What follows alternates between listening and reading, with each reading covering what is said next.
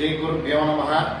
ಕೋಲಾರ ನಗರದ ಅಂಬಾನಿಕೆರೆ ಕಟ್ಟೆ ಮೇಲಿರುವ ಶ್ರೀ ಮಹಾಗಣಪತಿ ಪರಶುರಾಮ ಸ್ವಾಮಿ ಶ್ರೀ ಗುರು ದಕ್ಷಿಣಾಮೂರ್ತಿ ದೇವಾಲಯ. ಈ ದೇವಾಲಯವು ಸುಮಾರು ತ್ರೇತಾಯುಗದ ಕಾಲದ್ದು ದೇವಸ್ಥಾನ. ಇಲ್ಲಿ ಮೊದಲನೇದಾಗಿ ಈ ದೇವಾಲಯದಲ್ಲಿ ನಾವು ವಿನಾಯಕನನ್ನು ಫಸ್ಟು ಆರಾಧನೆ ಮಾಡ್ತೀರಿ. ನಮ್ಮ ಕಷ್ಟಗಳು ಏನಿದ್ರು ಫಸ್ಟು ಪರಿಹಾರ ಆಗಬೇಕು ಅಂತಂದರೆ ನಾವು ಮೊದಲನೇದಾಗಿ ಮಹಾಗಣಪತಿ ಒಂದು ಆರಾಧನೆ ಮಾಡಬೇಕು.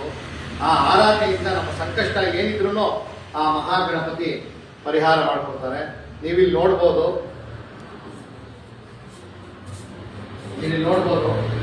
ಪರಶುರಾಮ ಸ್ವಾಮಿ ಅಂತ ಕೋಲಾರ ನಗರ ದೇವತೆ ಶ್ರೀ ಕೋಲಾರಮ್ಮನವ್ರನ್ನ ಪ್ರತಿಷ್ಠಾಪನೆ ಮಾಡಿ ಈ ಕೆರೆ ದಂಡು ಕಟ್ಟೆ ಮೇಲೆ ಇಲ್ಲೇ ಶಿಲೆ ಆಗಿದ್ದಾರೆ. ಈ ಸ್ವಾಮಿಯನ್ನ ಯಾರು ಪ್ರತಿಷ್ಠಾಪನೆ ಮಾಡುವಂಥ ವಿಗ್ರಹ ಅಲ್ಲ, ಸ್ವಯಂ ಆತನೇ ಇಲ್ಲಿ ಶಿಲೆ ಆಗಿರೋದು. ಅದಕ್ಕೆ ಈ ಊರಿಗೆ ಒಂದು ಸ್ಥಳ ಪುರಾಣ ಇದೆ. ಶತಶೃಂಗ ಸಮೀಪೆ ಪರಶುರಾಮ ಕ್ಷೇತ್ರೆ ದಂಡಕಾರುಣ್ಯೆ ಕೋಲಾಹಲಪುರಾದೀಶ್ವರಿ ಅಂತ. ಶತಶೃಂಗ ಸಮೀಪೆ ಅಂತಂದ್ರೆ ಅಂತರಂಗಿ ಸಮೀಪಗಳು ಅಂತ 100 ಬೆಟ್ಟಗಳ ಮಧ್ಯೆ ಇರುವಂತಹ ದೇವಸ್ಥಾನ. ಪರಶುರಾಮ ಕ್ಷೇತ್ರೆ ಅಂತಂದ್ರೆ ನಗರ ದೇವತೆಯನ್ನ ಈ ಪರಶುರಾಮ ಸ್ವಾಮಿ ಪ್ರತಿಷ್ಠಾಪನೆ ಮಾಡಿರೋದು. ದಂಡಕಾರುಣ್ಯ ಅಂದರೆ ಮುಂಚೆಗೆಲ್ಲ ಇದು ಅರಣ್ಯ ಆಗಿತ್ತು, ಈಗ ಟೌನ್ ಆಗಿದೆ. ದಂಡಕಾರುಣ್ಯ ಈ ಸ್ವಾಮಿ ನಗರ ದೇವತೆ ಕೋಲಾರಮ್ಮನವ್ರನ್ನ ಪ್ರತಿಷ್ಠಾಪನೆ ಮಾಡುವಂಥ ಕಾರಣ ಏನಂದ್ರೆ, ಆ ಪರಶುರಾಮ ಸ್ವಾಮಿ ಪಿತೃವಾಕ್ಯ ಪರಿಪಾಲಕನಾಗಿ ಅವರ ತಾಯಿಯ ಛೇದನೆ ಮಾಡ್ತಾನೆ. ಆ ಶಾಪ ನಿವೃತ್ತಿಗೋಸ್ಕರ ದಿವಸಕ್ಕೆ ಒಂದು ಶಕ್ತಿ ದೇವಸ್ಥಾನ ಕಟ್ಟಬೇಕಂತೆ ಆತ ಪರಶುರಾಮ ಸ್ವಾಮಿ. ಅದಕ್ಕೋಸ್ಕರ ಇಲ್ಲಿ ಕೋಲಾರಮ್ಮನವ್ರನ್ನ ಪ್ರತಿಷ್ಠಾಪನೆ ಮಾಡಿ ತನ್ನ ತಾಯಿ ಹೆಸರು ರೇಣುಕಾದೇವಿ ಅಂತ ನಾಮಧೇಯ ಮಾಡ್ತಾರೆ. ಆಚೆಗೆ ಇದ್ರು ಕೋಲಾರ ಆದ್ರಿಂದ ನಾವು ಕೋಲಾರನ ಗ್ರಾಮ ದೇವತೆಯನ್ನ ಕೋಲಾರಮ್ಮ ಅಂತ ಪ್ರತಿಷ್ಠಾಪನೆ ಮಾಡ್ತೀವಿ. ಅಲ್ಲಿ ಅಮ್ಮನವ್ರನ್ನ ಪ್ರತಿಷ್ಠಾಪನೆ ಮಾಡಿ ನೋಡಿ, ಹಿಂಗನೆ ಕಾಣ್ತಾ ಇದೆ ಮೂಲ ವಿಗ್ರಹ ಸ್ವಾಮಿ. ಈ ಸೌದತ್ತಿಯಲ್ಲಿ ನೋಡ್ಬೋದು ಪರಶುರಾಮ ಸ್ವಾಮಿ ಇದೆ. ಸೌದತ್ತಿಯಲ್ಲಿ ಕೂಡ ಈ ಸ್ವಾಮಿನೇ ಪ್ರತಿಷ್ಠಾಪನೆ ಮಾಡುವಂಥದ್ದು. ಇಲ್ಲಿ ಕೂಡ ಈ ಸ್ವಾಮಿನೇ ಪ್ರತಿಷ್ಠಾಪನೆ ಮಾಡಿರೋದು ಪರಶುರಾಮ ಸ್ವಾಮಿ. ಈ ಸ್ವಾಮಿಯ ಒಂದು ಆರಾಧನೆ ಮಾಡೋದ್ರಿಂದ ನಮ್ಮ ಸಂಕಷ್ಟ ಏನಿದ್ರು ಸ್ವಾಮಿ ಪರಿಹಾರ ಮಾಡ್ಕೊತಾರೆ. ಮತ್ತೆ ಶತ್ರು ಭಯ ಅನ್ನೋದು ಇರಲ್ಲ. ಶತ್ರು ಯಾರು ಆರಾಧನೆ ಮಾಡ್ತಾರೋ ಶತ್ರು ವಿನಾಶನ ಮಾಡ್ತಾನೆ. ನಮ್ಗೆ ಯಾರ ಶತ್ರುಗಳಿದ್ರು ಕೂಡ ಈ ಸ್ವಾಮಿ ಒಂದು ಆರಾಧನೆ ಮಾಡೋದ್ರಿಂದ ಶತ್ರು ವಿನಾಶನ ಮಾಡ್ತಾನೆ. ಮತ್ತೆ ಈ ಸ್ವಾಮಿ ಆರಾಧನೆ ಮಾಡೋದ್ರಿಂದ ಮಾಟ ಮಂತ್ರ ಏನು ನಮ್ಮ ಹತ್ರ ಕೂಡ ಬರಲ್ಲ. ಇದು ಸುಮಾರು ತ್ರೇತಾಯುಗದಿಂದ ಬಂದಿರುವಂಥ ದೇವಸ್ಥಾನ. ನೋಡಿ, ಹಿಂದ್ಗಡೆ ಕಾಣ್ತೀರಿ, ಕೊಡ್ಲಿ ಇಟ್ಕೊಂಡಿದ್ದಾರೆ ಕೈಯಲ್ಲಿ. ಆ ಸ್ವಾಮಿ ಕೈಯಲ್ಲಿ ಕೊಡ್ಲಿ ಇಟ್ಕೊಂಡಿದ್ದಾರೆ. ಈ ಕೈಯಲ್ಲಿ ಬಿಲ್ಲು ಇಟ್ಕೊಂಡಿದ್ದಾರೆ. ಸ್ವಾಮಿ ಒಂದೇ ಬಂಡೆಗೆ ಶಿಲೆ ಆಗಿದ್ದಾರೆ. ಶಿಲೆ ಅಂತಂದ್ರೆ ಸ್ವಯಂ. ನೀವು ಕೈವಾರ ತಾತೆಯ ನೋಡ್ಬೋದು, ಅವರಾಗಿ ಜೀವ ಸಮಾಧಿ ಆಗಿದ್ದಾರೆ. ನೀವು ವೀರಬ್ರಹ್ಮಯ್ಯ ನೋಡ್ಬೋದು, ಸಾಯಿಬಾಬಾ ನೋಡ್ಬೋದು. ಆ ರೀತಿಯಾಗಿ ಅವರು ಹೇಗೆ ಅಲ್ಲೇ ಸ್ಥಾಪನೆ ಅಂದ್ರೆ ಸ್ವಯಂ ಅವರೇ ಸಮಾಧಿ ಆ ರೀತಿಯಾಗಿ ಆಗ್ತಾರೆ, ಜೀವ ಸಮಾಧಿ. ಆ ರೀತಿಯಾಗಿ ಪರಶುರಾಮ ಸ್ವಾಮಿ ಇರುವಂತ ದೇವಸ್ಥಾನ, ಮೂಲವಾಗಿರುವಂತಹ ದೇವಸ್ಥಾನ ನಮ್ಮ ಕೋಲಾರದಲ್ಲಿದೆ. ಆ ಕೋಲಾರದಲ್ಲಿರುವಂತಹ ದೇವಸ್ಥಾನ ಯಾವುದು ಅಂತಂದ್ರೆ ನಮ್ಮ ಪರಶುರಾಮ ಸ್ವಾಮಿ ದೇವಸ್ಥಾನ. ನೋಡಿ, ಇಲ್ಲಿ ಕಾಣ್ಬೋದು ನೀವು ಪರಶುರಾಮ ಸ್ವಾಮಿ. ನೋಡಿ, ಆ ಕೈಯಲ್ಲಿರುವಂತಹ ಒಂದು ಬಿಲ್ಲು, ಮತ್ತೆ ಈ ಕಡೆ ಗೊಡ್ಲಿ ಇಟ್ಕೊಂಡಿದ್ದಾರೆ. ಗೊಡ್ಲಿ ಹಾಗೆ ಸ್ವಯಂ ಒಂದೇ ಕಲ್ಲಿಗೆ ನಿಂತ್ಕೊಂಡಿರುವಂತ ದೇವಸ್ಥಾನ. ನೀವಿಲ್ಲಿ ನೋಡ್ಬೋದು, ಇದೇ ದೇವಸ್ಥಾನದಲ್ಲಿ ದಕ್ಷಿಣಾಮೂರ್ತಿ ಅಂತ ನೋಡಿ, ಇಲ್ಲಿ ನೋಡ್ಬೋದು ದಕ್ಷಿಣಾಮೂರ್ತಿ ಅಂತ. ಇಲ್ಲಿ ಪಕ್ಕದಲ್ಲಿ ದಕ್ಷಿಣಾಮೂರ್ತಿ ಇದೆ. ಗುರುವೇ ಸರ್ವಲೋಕಾನ ಬೆಹಿಜೇ ಭವರೋಗಿಣ ಜಿಜಯೇ ಸರ್ವ ವಿದ್ಯಾನ ಶ್ರೀ ಗುರು ದಕ್ಷಿಣಾಮೂರ್ತಿಯೇ ಅಂತ. ನೋಡಿ, ಈ ದಕ್ಷಿಣಾಮೂರ್ತಿ ಅಂತ ನೀವು ಕಾಳಸ್ತ್ರಿಯಲ್ಲಿ ನೋಡ್ಬೋದು. ನೀವು ಮೊದಲೇ ಆಂಧ್ರದಲ್ಲಿರುವಂತಹ ಕಾಳಸ್ತ್ರಿಯಲ್ಲಿ ನೋಡ್ಬೋದು. ನಮ್ಮ ಕೋಲಾರದಲ್ಲಿ ಕೂಡ ದಕ್ಷಿಣಾಮೂರ್ತಿ ದೇವಸ್ಥಾನ ಇದೆ. ಅದು ಪರಶುರಾಮ ಸ್ವಾಮಿ ದೇವಸ್ಥಾನದಲ್ಲೇ ಆತ್ಮ ಪಕ್ಕದಲ್ಲೇ ಗುರು ದಕ್ಷಿಣಾಮೂರ್ತಿ ದೇವಸ್ಥಾನ. ಈ ಸ್ವಾಮಿಯನ್ನ ಏನಕ್ಕೆ ನಾವು ಆರಾಧನೆ ಮಾಡ್ತೇವೆ ಅಂತಂದ್ರೆ, ಮಕ್ಕಳ ಅಲ್ಲಿ ವಿದ್ಯಾಭ್ಯಾಸ ಕಡಿಮೆ ಆಗುತ್ತೆ, ಬುದ್ಧಿ ಮಂದ ಆಗುತ್ತೆ ಮಕ್ಕಳಿಗೆ. ಆವಾಗ ದಕ್ಷಿಣಾಮೂರ್ತಿಯನ್ನು ಆರಾಧನೆ ಮಾಡಿದ್ರೆ 21 ವಾರ, 12 ವಾರ, 21 ವಾರ, 48 ವಾರ ನಮ್ಮ ಮಕ್ಕಳ ಹೆಸರಿನಲ್ಲಿ ಆ ಸ್ವಾಮಿಗೆ ಕಡ್ಲೆ ಹಾರ ಹಾಕ್ತಾರೆ. 108 ಒಲಿಸ್ಬಿಟ್ಟು ನೆನೆಸ್ಬಿಟ್ಟು ಗುರುವಾರ ಹೊತ್ತು ಸ್ವಾಮಿ ಕಡ್ಲೆ ಆರಾಧನೆಯಿಂದ ಮಕ್ಕಳಿಗೆ ಒಳ್ಳೆ ಜ್ಞಾನ ಸ್ವಾಮಿ ಅನುಗ್ರಹ ಮಾಡ್ತಾನೆ. ಮತ್ತೆ ಜಾತಕದಲ್ಲಿ ಏನಾರ ರಾಹು ಪೂಜಾ ದೋಷ ಇದ್ರೆ ಈ ಸ್ವಾಮಿ ಕಲ್ಯಾಣಕ್ಕಾಗಿ, ಈಗ ನಮ್ಮ ಮಕ್ಕಳಿಗೆ ಎಲ್ಲೋ ಎಷ್ಟೋ ಸಂಬಂಧ ಬರ್ತದೆ, ನಾವು ಆ ಸಂಬಂಧ ಎಲ್ಲ ನಮ್ಗೆ ಯಾವುದೋ ಒಳಗೂಡ್ತಾ ಇಲ್ಲ. ಸ್ವಾಮಿ ಏನು ಪರಿಹಾರ ಅಂತಂದ್ರೆ, ನಾವು ಮೊದಲಿಗೆ ದಕ್ಷಿಣಾಮೂರ್ತಿ ನಾವು ಆರಾಧನೆ ಮಾಡಬೇಕು. ಕಲ್ಯಾಣದಲ್ಲಿ ಯಾವುದೇ ದೋಷ ಇದ್ರೂ ಕೂಡ ಈ ಸ್ವಾಮಿ ಒಂದು ಆರಾಧನೆ ಮಾಡೋದ್ರಿಂದ ಶೀಘ್ರದಲ್ಲಿ ಸ್ವಾಮಿ ಕಲ್ಯಾಣ ಒಂದು ಅನುಗ್ರಹ ಆಗ್ತದೆ. ಮತ್ತೆ ಆರೋಗ್ಯದಲ್ಲಿ ಸಮಸ್ಯೆ, ಆರೋಗ್ಯದಲ್ಲಿ ತುಂಬಾ ನಾವು ಹಾಸ್ಪಿಟ್ಲಿಗೆಲ್ಲ ಓಡಾಡಿದ್ವಿ ಸ್ವಾಮಿ, ನಮ್ಗೆ ಆರೋಗ್ಯ ನಮ್ಮ ಸ್ಥಿರನೇ ಆಗ್ತಾ ಇಲ್ಲ, ಆರೋಗ್ಯ ಒಂದು ಸುಧಾರಣೆ ಆಗ್ತಾ ಇಲ್ಲ ಸ್ವಾಮಿ ಎಂದವರು ಈ ಸ್ವಾಮಿಗೆ ಹರಕೆ ಹೊಂದ್ಕೊಂಡ್ರೆ ಆ ದಕ್ಷಿಣಾಮೂರ್ತಿಗೆ ಆ ಸ್ವಾಮಿ ಒಂದು ಆರೋಗ್ಯದಲ್ಲಿ ಒಳ್ಳೆ ಸ್ವಾಮಿ ಒಳ್ಳೆ ಆರೋಗ್ಯ ಕೊಡ್ತಾನೆ. ನಾವು ಈ ಸ್ವಾಮಿಗೆ ವಿಶೇಷವಾಗಿ ಕಡ್ಲೆಯಲ್ಲಿ ಆರಾಧನೆ ಮಾಡ್ತೀವಿ. ಈ ಸ್ವಾಮಿ ಗುರುವಾರ ಮಾತ್ರ ಸ್ವಾಮಿ ಇಲ್ಲಿ ಬಹಳ ವಿಶೇಷವಾಗಿ ವಿಜೃಂಭಣೆಯಿಂದ ಸ್ವಾಮಿಗೆ ವಿಶೇಷ ಪೂಜೆ ನಡೀತಾರೆ. ಈ ಸ್ವಾಮಿಯನ್ನು ಆರಾಧನೆ ಮಾಡೋದ್ರಿಂದ ಯಾವುದೇ ಒಂದು ದೋಷ ಕೂಡ ನಮ್ಮ ಜಾತಕದಲ್ಲಿ ನಮ್ಮ ಹತ್ರ ಕೂಡ ಬರಲ್ಲ. ನೀವು ಇಲ್ಲಿ ನೋಡ್ಬೋದು ಕಾಳಹಸ್ತಿಯಲ್ಲಿ ಇರುವಂತಹ ದೇವಸ್ಥಾನ, ನೀವು ಇಲ್ಲಿ ರಾಹು ಕೇತು ಒಂದು ದೋಷ ಮಾಡಿಸ್ತೀರಿ ನೋಡಿ. ಈಗ ಕಾಯಿ ಇಟ್ಟಿದ್ದಾರೆ ಸ್ವಾಮಿಗೆ ನೋಡಿ, ಇಲ್ಲಿ ನೋಡ್ಬೋದು ನೀವು. ಇದೆಲ್ಲ ಜನರಿಗೆ ಇಡಿಸಿರುವಂತಹ ಅವ್ರ ಕಷ್ಟದಲ್ಲಿ ಏನೇನು ಸಮಸ್ಯೆ, ಒಬ್ಬರು ಕೋರ್ಟ್ ಸಮಸ್ಯೆ ಆಗಿರ್ಬೋದು, ಒಬ್ಬರಿಗೆ ಅನಾರೋಗ್ಯ ಸಮಸ್ಯೆ ಆಗಿರ್ಬೋದು, ಒಬ್ಬರು ಮಕ್ಕಳ ವಿದ್ಯಾಭ್ಯಾಸ ಆಗಿರ್ಬೋದು ನೋಡಿ. ಈ ರೀತಿ 48 ದಿನ ಮಂಡ್ಲಕ್ಕೆ ಕೂರಿಸ್ತೀರಿ ಕಾಯಿನ. ಆ ಕಾಯಿನ 48 ದಿನ ಮಂಡ್ಲಕ್ಕೆ ಕೂರಿಸ್ಬಿಟ್ಟು ಆ ಸ್ವಾಮಿಗೆ ಒಂದು ಅಭಿಷೇಕ ಮಾಡಿ ಆ ಫಲನ ಅವ್ರ ಮನೆಗೆ ಕೊಡ್ತೀರಿ. ಆ ಫಲ ತಗೊಂಡೋಗಿ ಅವ್ರ ಮನೆ ಬಾಗಿಲು ಕಟ್ಕೊಂಡ್ರೆ ಅವ್ರ ಮನೆ ಬಾಗಿಲಿಗೆ ನಮ್ಗೆ ಕಷ್ಟ ಬರಲ್ಲ ಅಂತ ಒಂದು ನಂಬಿಕೆ. ಇದು ಪೂರ್ವ ಕಾಲದಿಂದ ಬಂದಿರುವಂತ ಒಂದು ನಂಬಿಕೆ ನೋಡಿ. ನೋಡಿ ಇಲ್ಲಿ ನೀವು ನೋಡ್ಬೋದು, ಪೂರ್ತಿ ಕಾಯಿ ಇಡಿಸಿದ್ದಾರೆ ಜನಗಳು, ಭಕ್ತಾದಿಗಳಲ್ಲಿ ಇಡಿಸಿದ್ದಾರೆ ಸ್ವಾಮಿಗೆ. ಅವ್ರು ಹರಕೆ ಮಾಡ್ಕೊಡ್ತಾರೆ, ಅಪ್ಪ ನನ್ನ ಮಕ್ಕಳಿಗೆ ಒಳ್ಳೆ ವಿದ್ಯಾಭ್ಯಾಸ ಕೊಡು, ಒಳ್ಳೆ ಜ್ಞಾನ ಕೊಡು, ನನ್ನ ಮಗನಿಗೆ ಕಲ್ಯಾಣ ಆಗ್ಲಿ ಅಂತ ಹೇಳ್ಬಿಟ್ಟು ಈ ಸ್ವಾಮಿಗೆ ಹತ್ರ ಇಲ್ಲಿ 48 ದಿನ ಇಲ್ಲಿ ಸ್ವಾಮಿಗೆ ಆರಾಧನೆ ಮಾಡುತ್ತಾರೆ. ಇದೇ ಸ್ವಾಮಿ ದೇವಸ್ಥಾನದಲ್ಲಿ ನೀವು ಆಂಜನೇಯ ಸ್ವಾಮಿ ಸಹ ಕೂಡ ನೀವು ನೋಡ್ಬೋದು ನೋಡಿ. ಮೇಧಾ ದಕ್ಷಿಣಾಮೂರ್ತಿ ಅಂತ ನೀವು ಜ್ಞಾನಕ್ಕೆ ಒಂದು ಫಲ ನೋಡಿ, ಇಲ್ಲಿ ನೋಡ್ಬೋದು ನೀವು ಚಿಹ್ನೆ, ಜ್ಞಾನ ಚಿಹ್ನೆ ಇದೆ.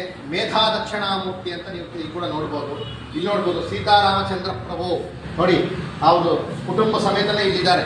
ಸೀತಾರಾಮ ಸ್ವಾಮಿ ಮತ್ತೆ ಆಂಜನೇಯ ಸ್ವಾಮಿ ಇದ್ದಾರೆ ನೋಡಿ. ಪರಶುರಾಮ ಸ್ವಾಮಿ ವಿಗ್ರಹ ಮತ್ತೆ ದಕ್ಷಿಣಾಮೂರ್ತಿ ಮತ್ತೆ ಗಣಪತಿ. ನಾವು ವಿಶೇಷವಾಗಿ ಈ ಸ್ವಾಮಿಗೆ ಇಲ್ಲಿ ರಾಹು ಕೇತು ಅಂತ ಇಲ್ಲಿ ದೋಷ ಪೂಜೆ ಮಾಡ್ತೀವಿ. ನೀವು ಎಲ್ಲೋ ಸುಮಾರು ಕಾಳಹಸ್ತಿಗೆ ಹೋಗ್ಬಿಟ್ಟು ನೀವು ದೋಷ ಪೂಜೆ ಅಂತ ಎಲ್ಲ ನೀವು ಅಲ್ಲಿ ಮಾಡಿಸ್ಬಿಟ್ಟು ಸಾಮೂಹಿಕವಾಗಿ ಇಲ್ಲೆಲ್ಲ ಮಾಡಿಸ್ತೀರಾ ನೋಡಿ. ಇಲ್ಲಿ ನೋಡ್ಬೋದು ನೀವು, ಇಲ್ಲಿ ಬಂದಿರುವಂತಹ ನೋಡಿ ಇಲ್ಲಿ ಬಂದಿರೋ ರಾಹು, ಈ ಕಡೆ ಕೇತು. ಈ ಸ್ವಾಮಿ ಇಲ್ಲಿ ಈ ದೋಷ ಪೂಜೆಗೋಸ್ಕರ ಇಲ್ಲಿ ದಕ್ಷಿಣಾಮೂರ್ತಿ ದೇವಾಲಯದಲ್ಲಿ ನಾವು ಇಲ್ಲಿ ದೋಷ ಪೂಜೆ ಅಂತ ನಾವು ಮಾಡ್ತೀವಿ. ಪ್ರತಿ ಶುಕ್ರವಾರ ಅವ್ರ ಜಾತಕದಲ್ಲಿ ರಾಹು ಕೇತು ಪೂಜೆ ದೋಷ ಇದ್ರೆ ಈ ಸ್ವಾಮಿ ಹತ್ರ ಬಂದು ನಾವಿಲ್ಲಿ ದೋಷ ಪೂಜೆ ಮತ್ತೆ ಇಲ್ಲಿ ದೋಷ ಹೋಮ ಅಂದ್ರೆ ಗುರು ಹೋಮ ಅಂತ ನೀವು ನೋಡ್ಬೋದು. ಇಲ್ಲಿ ಸ್ವಾಮಿಯ ಮುಂದೆನೆ, ದಕ್ಷಿಣಾಮೂರ್ತಿ ಸ್ವಾಮಿಯ ಮುಂದೆನೆ ಇಲ್ಲಿ ನೀವು ನೋಡ್ಬೋದು ಉತ್ಸವಿಗ್ರಹ ಇಲ್ಲಿ ನೋಡ್ಬೋದು. ಆ ಸ್ವಾಮಿಯ ಮುಂದೆನೆ ಅವ್ರನ್ನ ಯಾರು ಕಂಕಣ ಬಾಲ ಇಲ್ಲ ಅಂತಿರೋರಿಗೆ ಇಲ್ಲಿ ಗುರು ಹೋಮ ಅಂತ ನಾವು ಮಾಡಿಸ್ತೀರಿ. ಮತ್ತೆ ಮಕ್ಕಳಿಗೆ ಅನಾರೋಗ್ಯ ಇದ್ರು, ಮಕ್ಕಳಿಗೆ ವಿದ್ಯಾಭ್ಯಾಸ ಇದ್ರು ಇಲ್ಲಿ ಸ್ವಾಮಿ ಹತ್ರ ಗುರು ಹೋಮ ಅಂತ ನಾವು ಮಾಡಿಸ್ತೀರಿ. ಇಲ್ಲಿ ವಿಶೇಷವಾಗಿ ಸ್ವಾಮಿಗೆ ಗುರು ಪೌರ್ಣಮಿ ಅಂತ ಇಲ್ಲಿ ವಿಶೇಷ ಪೂಜೆ ನಡೀತಾರೆ. ನೀವು ಇಲ್ಲಿ ನೋಡ್ಬೋದು ಈ ದೇವಾಲಯದಲ್ಲಿ ವಿಶೇಷ ಏನು ಸ್ವಾಮಿ, ಯಾವ ರೀತಿಯಾಗಿ ನಾವು ಹೋಮ ಮಾಡಿಸಿದ್ರೆ ಈ ದೇವಾಲಯದಲ್ಲಿ ನಮಗೆ ಪರಿಹಾರ ಸಿಗುತ್ತೆ ಸ್ವಾಮಿ ಅಂತ ನೀವು ಕೇಳಿದ್ರೆ ನೋಡಿ, ಪ್ರತಿಯೊಂದು ಹೋಮಕ್ಕೂ ನೋಡಿ ಯಾವ ರೀತಿ ಯಾವ ಹೋಮ ಮಾಡಿಸೋದ್ರಿಂದ ಏನು ಫಲ ಅಂತ ಹೇಳ್ಬಿಟ್ಟು ನೋಡಿ. ಇಲ್ಲಿ ಮಹಾಗಣಪತಿ ಅಂತ ಹೋಮ ಅಂತಿದೆ, ಸರ್ವಸಿದ್ಧಿಗಾಗಿ, ಸರ್ವ ಕಾರ್ಯಕ್ಕಾಗಿ, ಸರ್ವ ವಿಘ್ನಗಳಿಗಾಗಿ ಮಹಾಗಣಪತಿ ಹೋಮ ಮಾಡುತ್ತೀರಿ ನೋಡಿ. ಪರಶುರಾಮ ಸ್ವಾಮಿ ಹೋಮ ಅಂತ ಇವೆಲ್ಲೂ ನೋಡಿರಲ್ಲ, ಪರಶುರಾಮ ಸ್ವಾಮಿ ಹೋಮ ಅಂತ ನಮ್ಮ ದೇವಾಲಯದಲ್ಲಿ. ಯಾಕೆಂದ್ರೆ ನಮ್ಮ ಪರಶುರಾಮ ಸ್ವಾಮಿ ಇಲ್ಲೇ ಇದ್ದಾರೆ ಅನ್ನೋ ಒಂದು ನಂಬಿಕೆ ನಮಗಿದೆ. ಅದರಿಂದ ಇಲ್ಲಿ ಪರಶುರಾಮ ಸ್ವಾಮಿ ಹೋಮ, ಈ ಸ್ವಾಮಿ ಒಂದು ಆರಾಧನೆ ಹೋಮ ಮಾಡೋದ್ರಿಂದ ಶತ್ರು ಕಾಟ ಅನ್ನೋದು ಇರಲ್ಲ. ಮತ್ತೆ ಮಾಟ ಮಂತ್ರ ಏನನ್ನ ಮಾಡಿಸಿರ್ತಾರೆ ಅನ್ಕೊಳ್ಳಿ. ಯಾಕಂದ್ರೆ ಮಾಟ ಮಂತ್ರ ನಿವಾರಣೆಗಾಗಿ ಎಷ್ಟೋ ನಾವು ಲಕ್ಷಾಂತರ ರೂಪಾಯಿ ಖರ್ಚು ಮಾಡಿ ನಮ್ಗೆ ಅನಾರೋಗ್ಯ ಆಗಿರ್ಬೋದು, ಏನೇನೋ ಸಮಸ್ಯೆ ಇರ್ತದೆ, ಯಾರೋ ನಾವು ಮಾಟ ಮಂತ್ರ ಮಾಡಿಸಿದ್ರೆ ಸ್ವಾಮಿ ಅದನ್ನ ಯಾವ ರೀತಿ ನಾವು ಒಂದು ಪೂಜೆಯಿಂದ ಒಂದು ಹೋಮದಿಂದ ಅದನ್ನ ನಾವು ನಿವಾರಣೆ ಮಾಡಬಹುದು. ಇಲ್ಲಿ ಗುರು ದಕ್ಷಿಣಾಮೂರ್ತಿ ಹೋಮ ಅಂತ, ಗುರು ಹೋಮ ಅಂತ ನಾವು ಕರಿತೀವಿ. ಯಾಕಂದ್ರೆ ಈ ಜಗತ್ತಿಗೆಲ್ಲ ಗುರು ಯಾರು ಅಂತಂದ್ರೆ ದಕ್ಷಿಣಾಮೂರ್ತಿ ಅಂತ.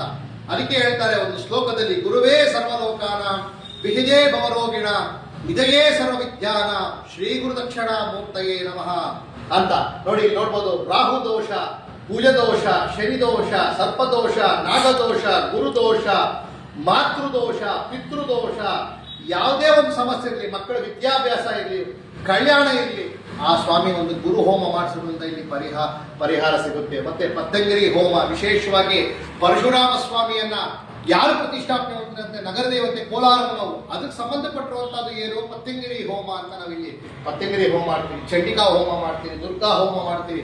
ಮತ್ತೆ ಪ್ರತಿ ಅಮಾವಾಸ್ಯೆಗೆ ಗುರು ಹೋಮ ಅಂತ ಹೇಳ್ಬಿಟ್ಟು ಸಾಮೂಹಿಕವಾಗಿ ಎಲ್ಲರಿಗೂ ಅನುಕೂಲವಾಗಲಿ ಅಂತ ಹೇಳ್ಬಿಟ್ಟು ಸಾಮೂಹಿಕವಾಗಿ ಗುರುಹೋಮ ಇಲ್ಲಿ ಮಾಡ್ತೀನಿ, ರುದ್ರಹೋಮ ಮಾಡ್ತೀನಿ, ಮತ್ತೆ ಸತ್ಯನಾರಾಯಣ ಸ್ವಾಮಿ ವ್ರತ ಕೂಡ ಇಲ್ಲಿ ಈ ದೇವಾಲಯದಲ್ಲಿ ಆಚರಣೆ ಮಾಡ್ತೀರಿ. ಪ್ರತಿ ಹುಣ್ಣಿಮೆಗೆ ಸತ್ಯನಾರಾಯಣ ಸ್ವಾಮಿ ವ್ರತ ಕೂಡ ನಾವು ಮಾಡ್ತೀವಿ. ನೀವು ಬಹಳ ಕಡೆ ದೇವಸ್ಥಾನದಲ್ಲಿ ನೀವು ನೋಡಿರ್ತೀರಾ, ನೀವು ಎಲ್ಲೋ ಅಂತ ಏನು ಪರಶುರಾಮ ಸ್ವಾಮಿ ಒಂದು ಕಥೆ ನಮಗೇನು, ಪರಶುರಾಮ ಸ್ವಾಮಿ ಎಲ್ಲಿ ಹೋದ ಅಂತ ನೀವೆಲ್ಲ ಯೋಚನೆ ಮಾಡಿರ್ತೀರಾ. ನೋಡಿ, ಮೂಲವಾಗಿ ಇಲ್ಲೇ ನಿಂತ್ಕೊಂಡಿರೋದು ಆ ಜ್ಯೋತಿ ಏನಕ್ಕೆ ಅಂತಂದ್ರೆ ಇಲ್ಲಿ ಸ್ವಾಮಿಗೆ ಅಖಂಡ ದೀಪ ಅಂತ ನಾವು ಇಡ್ತೀರಿ. ಮಕ್ಕಳಿಗೆ ವಿದ್ಯಾಭ್ಯಾಸ ಇಲ್ಲ ಅಂದ್ರೂ ಇಲ್ಲಿ ಅಖಂಡ ದೀಪ ಅಂಟಿಸ್ತಾರೆ. ಸ್ವಾಮಿಗೆ 21 ದಿನ 48 ದಿನ ಆ ಪರಶುರಾಮ ಸ್ವಾಮಿ ಹತ್ರ ಒಂದು ಅಖಂಡ ದೀಪ ಅಂಟಿಸೋದ್ರಿಂದ ಆ ಸ್ವಾಮಿ ಒಂದು ಆಶೀರ್ವಾದ ನಮಗೆ ಸಿಗುತ್ತೆ. ಇದು ತುಂಬಾ ಪುರಾತನವಾದ ದೇವಸ್ಥಾನ. ಇದು ಬಹಳ ನೀವು ನೋಡ್ಬೋದು, ಆ ವಿಗ್ರಹದಲ್ಲೇ ನಿಮ್ಗೆ ಗೊತ್ತಾಗುತ್ತೆ ಪುರಾತನ ಇದೆಯಾ ಇಲ್ಲ ಅಂತ ನೋಡಿ ಗೊತ್ತಾಗುತ್ತೆ. ಹಿಂದೆ ಇರುವಂತ ದೇವರು ಇದು ಮುಂದೆ ಬಂದು ಪರಶುರಾಮ ಸ್ವಾಮಿನೇ ಇರೋದು. ಆ ಪರಶುರಾಮ ಸ್ವಾಮಿ ಹಿಂದೆ ಇರುವಂತ ಜೀರ್ಣೋದ್ಧಾರ ಮಾಡಿರೋದು 15 ವರ್ಷ ಮುಂಚೆ ಇಲ್ಲಿ ಜೀರ್ಣೋದ್ಧಾರ ಆಗಿರೋದು. ಇಲ್ಲಿ ತುಂಬಾ ಹಳೇ ದೇವರು, ನೀವು ಕೋಲಾರದಲ್ಲಿ ನೋಡ್ಬೋದು, ಹಳೇ ದೇವಸ್ಥಾನದಲ್ಲಿ ಇಲ್ಲಿ ತ್ರೇತಾಯುಗದ ದೇವಸ್ಥಾನ ಚೋಳರು ಕಟ್ಟಿದ್ದಾರೆ. ಮತ್ತೆ ವಿಜಯನಗರ ಕಾಲದಿದೆ ತ್ರೇತಾಯುಗದ ದೇವಸ್ಥಾನ. ನಾವು ಕೆಲವೇ ದೇವಸ್ಥಾನಗಳು ನಾವು ನೋಡ್ಬೋದು. ಅದರಲ್ಲಿ ನಮ್ಮ ಪರಶುರಾಮ ಸ್ವಾಮಿ ಇಲ್ಲಿ ತ್ರೇತಾಯುಗದಿಂದ ಇದ್ದಾರೆ ಅಂತ ಒಂದು ನಂಬಿಕೆ ಜನರಿಗೆ. ನೀವಿಲ್ಲಿ ನೋಡ್ಬೋದು ಸ್ವಾಮಿ ಹತ್ರ ಮಚ್ಚ ಅಂದ್ರೆ ಮೀನು ಅವತಾರದಲ್ಲಿ ಇಲ್ಲಿ ಇದ್ದಾರೆ ನೋಡ್ಬೋದು ನೀವು. ಮೀನು ಅವತಾರ ಇದೆ ಇಲ್ಲಿ ಸ್ವಾಮಿದು ದೇವಸ್ಥಾನದಲ್ಲಿ ಮೀನು. ಮತ್ತೆ ಈ ಕಡೆ ನೋಡ್ಬೋದು ಆಮೆ. ಇವೆಲ್ಲ ಎರಡು ಏನಕ್ಕೆ ಸಂಕೇತ ಅಂತಂದ್ರೆ ಈ ಸ್ವಾಮಿ ಹತ್ರ ಲಕ್ಷ್ಮೀ ಅನುಗ್ರಹ, ಯಾರಿಗೆ ಲಕ್ಷ್ಮೀ ಅನುಗ್ರಹ ಇದೆಯೋ ಅಂತವರಿಗೆ ಈ ಸ್ವಾಮಿ ಒಂದು ಆರಾಧನೆ ಮಾಡೋದ್ರಿಂದ ಲಕ್ಷ್ಮಿ ಒಂದು ಅನುಗ್ರಹ ಸಿಗುತ್ತೆ. ನೀವು ಆ ಕಡೆ ನೋಡ್ಬೋದು ಸ್ವಾಮಿ ಹತ್ರ ಈ ದಕ್ಷಿಣಾಮೂರ್ತಿ, ವೇದ ದಕ್ಷಿಣಾಮೂರ್ತಿ ಅಂತ ಈ ಸ್ವಾಮಿ ಒಂದು ಚಿಹ್ನೆ ನೋಡಿ, ಜ್ಞಾನ ಮುದ್ರ ಇಟ್ಕೊಂಡಿದ್ದಾನೆ ಭಗವಂತ ದಕ್ಷಿಣಾಮೂರ್ತಿ ಇಲ್ಲಿ. ಮತ್ತೆ ಒಂದು ಕೈಯಲ್ಲಿ ಪುಸ್ತಕ, ಅಂದ್ರೆ ಒಂದು ಪುಸ್ತಕದಲ್ಲಿ ಹಿಂಗೆ ಇಟ್ಕೊಂಡಿದ್ದಾರೆ. ಈ ಕಡೆ ಅಗ್ನಿಜ್ವಾಲ ಇಟ್ಕೊಂಡಿದ್ದಾರೆ, ಈ ಕಡೆ ಢಮರುಗ ಇಟ್ಕೊಂಡಿದ್ದಾರೆ ಸ್ವಾಮಿ. ವೇದ ದಕ್ಷಿಣಾಮೂರ್ತಿ ಅಂತ ಇಲ್ಲಿ ನೋಡ್ಬೋದು. ಇವರು ಸನಕ ಸಂಧಾನರು ಅಂತ ಹೇಳ್ಬಿಟ್ಟು ಬ್ರಹ್ಮದೇವನ ಮಾನಸ ಪುತ್ರರು. ಇವರು 4 ಜನ ಬ್ರಹ್ಮದೇವನ ಮಾನಸ ಪುತ್ರರು. ಬಹಳ ವಿಶೇಷವಾಗಿರುವಂತಹ ದೇವಸ್ಥಾನ ಇದು. ಬಹಳ ವಿಶೇಷವಾಗಿರುವಂತಹ ದೇವಸ್ಥಾನ. ಈ ಸ್ವಾಮಿ ಹತ್ರ ಕೂಡ 12 ವಾರ 24 ವಾರ ಈ ರೀತಿಯಾಗಿ ಅಖಂಡ ದೀಪ ಇಲ್ಲಿ ಅಂಟಿಸ್ತಾರೆ ಸ್ವಾಮಿಗೆ. ಬಹಳ ವಿಜೃಂಭಣೆಯಿಂದ ಇಲ್ಲಿ ಗುರುಪೌರ್ಣಮಿ ಮತ್ತು ಕಾರ್ತಿಕ ದೀಪೋತ್ಸವ ಇಲ್ಲಿ ನಡೀತದೆ. ಭಕ್ತಾದಿಗಳು ಎಲ್ಲ ಆ ಸ್ವಾಮಿಯ ಒಂದು ದರ್ಶನ ಪಡೆದು, ಆ ಸ್ವಾಮಿಯ ಒಂದು ಆಶೀರ್ವಾದ ಪಡೆದು ನಾವು ಎಲ್ಲೆಲ್ಲೋ ಪುಣ್ಯಕ್ಷೇತ್ರಗಳಲ್ಲಿ ಹೋಗಿ ದರ್ಶನ ಮಾಡ್ತೀರಿ. ಹಳೆ ದೇವಸ್ಥಾನ, ಹಳೆಯಲ್ಲಿರುವಂತಹ ದೇವಸ್ಥಾನದಲ್ಲಿ ಇರುವಂತಹ ಶಕ್ತಿ, ಸಂಪ್ರದಾಯ ಮತ್ತೆಲ್ಲೂ ನೀವು ಕಾಣಲ್ಲ. ಅದಕ್ಕಾಗಿ ದಯವಿಟ್ಟು ನೀವು ಈ ದೇವಾಲಯಕ್ಕೆ ಭೇಟಿ ನೀಡಿ ಆ ದಕ್ಷಿಣಾಮೂರ್ತಿ, ಆ ಪರಶುರಾಮ ಸ್ವಾಮಿ ಆಶೀರ್ವಾದ ಮಾಡಬೇಕು ಅಂತ ಹೇಳ್ಬಿಟ್ಟು ತಮ್ಮಲ್ಲಿ ಪ್ರಾರ್ಥಿಸುತ್ತೇನೆ.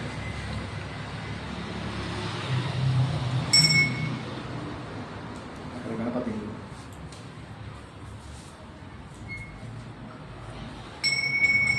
ಓಂ ಗಣನಾಹಂತ್ವಾ ಗಣಪತಿಂ ಭವಾಮಹೇ ಕವಿಂ ಕವೀನಾಮುಪಮಶ್ರವಸ್ತ್ರವಂ ಜ್ಯೇಷ್ಠರಾಜಂ ಬ್ರಹ್ಮಣಾಂ ಬ್ರಹ್ಮಣಸ್ಪದಾ ಆನಂದೋದಿತ್ಯೇ ರಸಾತನಂ ಮಹಾಗಣಾಧಿಪತಯೇ ನಮಃ. ಪರಶುರಾಮ ಸ್ವಾಮಿ ದೇವತಾಭ್ಯೋ ನಮಃ. ಉತ್ತರವೀರಾಜಂ ದರ್ಶಯ ಶಂಭವೇ ನಮಃ. ನಮಸ್ತೆ ಅಸ್ಮಭವಂ ವಿಶ್ವೇಶ್ವರಾಯ ನಮಃ. ದೇವಾಯ ತ್ರಯಂಬಗಾಯ ತ್ರಿಪುರಾಂತಕಾಯ ತ್ರಿಜಾಗ್ನಿಕಾಲಾಯ ಕಾಲಾಯ ರುದ್ರಾಯ ನೀಲಕಂಠಾಯ ಮೃತ್ಯುಂಜಯಾಯ ಸರ್ವೇಶ್ವರಾಯ ಸದಾಶಿವಾಯ ಶಂಕರಾಯ ಶ್ರೀಮನ್ಮಹಾದೇವಾಯ ನಮಃ. ಗುರವೇ ಸರ್ವಲೋಕಾನಾಂ ಭೇದೇ ಭವರೋಗಿಣಾಂ ವಿಜಯೇ ಸರ್ವವಿದ್ಯಾನಾಂ ಶ್ರೀ ಗುರುದಕ್ಷಿಣಾಮೂರ್ತಯೇ ನಮಃ. ಶಂಭವೇ ನಮಃ. ನಮಸ್ತೆ ಅಸ್ತು ಭಗವನ್ ವಿಶ್ವೇಶ್ವರಾಯ ಮಹಾದೇವಾಯ ತ್ರಯಂಬಗಾಯ ತ್ರಿಪುರಾಂತಕಾಯ ತ್ರಿಜಾಗ್ನಿಕಾಲಾಯ ಕಾಲಾಗ್ನಿ ರುದ್ರಾಯ ನೀಲಕಂಠಾಯ ಮೃತ್ಯುಂಜಯಾಯ ಸರ್ವೇಶ್ವರಾಯ ಸದಾಶಿವಾಯ ಶಂಕರಾಯ ಶ್ರೀಮನ್ಮಹಾದೇವಾಯ ನಮಃ. ಮಹಾದೇವರಾಭ್ಯೋ ನಮಃ. ಶ್ರೀ ಗುರುದಕ್ಷಿಣಾಮೂರ್ತದೇವರಾಭ್ಯೋ ನಮಃ. ಉತ್ತರಾಧಿರಾಜಂ ದರ್ಶಯಾಮಿ. ಗುರವೇ ಸರ್ವಲೋಕಾನಾಂ ಭೇದೇ ಭವರೋಗಿಣಾಂ ವಿಜಯೇ ಸರ್ವವಿದ್ಯಾನಾಂ ಶ್ರೀ ಗುರುದಕ್ಷಿಣಾಮೂರ್ತಯೇ ನಮಃ. ಶ್ರೀ ಮಹಾಗಣಪತಿ ದೇವತಾಭ್ಯೋ ನಮಃ. ಗುರವೇ ಸರ್ವಲೋಕಾನಾಂ ಭೇದೇ ಭವರೋಗಿಣಾಂ ವಿಜಯೇ ಸರ್ವವಿದ್ಯಾನಾಂ ಶ್ರೀ ಗುರುದಕ್ಷಿಣಾಮೂರ್ತಯೇ ನಮಃ. ಶ್ರೀ ಗುರುದಕ್ಷಿಣಾಮೂರ್ತಿ ದೇವತಾಭ್ಯೋ ನಮಃ. ಶ್ರೀ ಕಾಳಭೈರೇಶ್ವರ ಸ್ವಾಮಿ ದೇವತಾಭ್ಯೋ ನಮಃ. ಉತ್ತರ ನೀರಾಜನಶ್ರಯ